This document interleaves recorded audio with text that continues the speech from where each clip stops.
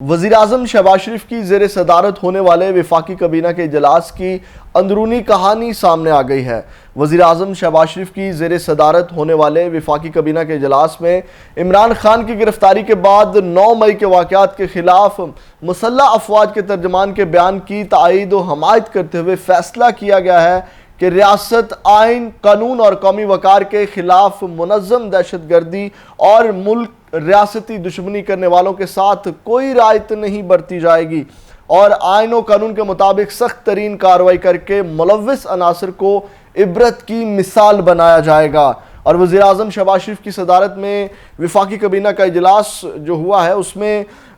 یہ وزیراعظم ہاؤس میں منعقد ہوا اور اجلاس میں ملک کی مجموعی صورتحال پر تفصیل سے غور کیا گیا اور وزیر قانون و انصاف سینیٹر اعظم نذیر تارڑ نے عمران خان کی القادر ٹرسٹ کرپشن کیس میں قانونی طور پر گرفتاری اور سپریم کورٹ کے حکم پر رہائی سے متعلق حقائق پر کابینہ کو بعریف کیا۔ وزیر داخلہ رانا ثناء اللہ نے 9 مئی 2023 کو پی ٹی آئی کے کارکنوں کی جانب سے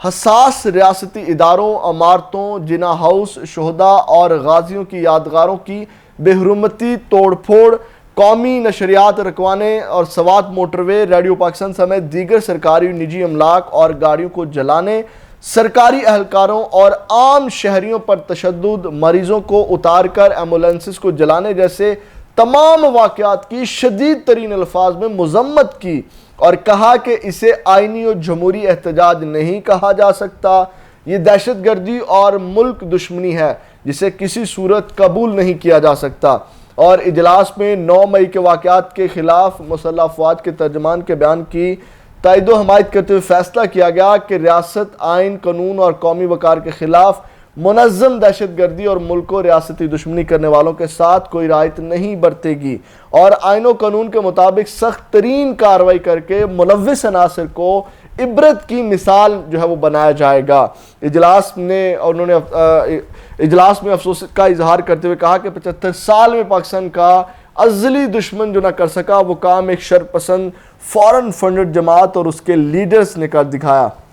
اجلاس میں عوام کو خراج تحسین پیش کیا کہ انہوں نے کرپشن، 60 ارب روپے کے قومی خزانے کی لوٹ مار کرنے اور 9 مئی کے دن ملک دشمنی، دہشت گردی کی منصوبہ بندی کے ماسٹر مائنڈ کی گرفتاری سے اعلان کا لا تعلقی کا اظہار کیا اور آئین و قانون کا ساتھ دیا۔ اجلاس نے مسلح جتھوں کی برستی گولیوں میں عوام کی جان و مال اور ریاستی، سرکاری اور نجی املاک کی حفاظت کے لیے اپنی جانوں کی پرواہ نہ کرتے ہوئے تحفظ اور دفاع کا فرض نبھانے والے افواج پاکستان، رینجرز، پولیس اور قانون نافذ کرنے والے تمام اداروں کے افسران اور اہلکاروں کو خراج تحسین پیش کیا اور قومی خدمت کے ان کے جذبے کو سراہا اور اجلاس نے قانون نافذ کرنے والے اداروں کے ساتھ یکجہتی کرتے ہوئے واضح کیا کہ لاقانونیت میں ملوث عناصر کے خلاف ان کے اقدامات کے ساتھ ہیں۔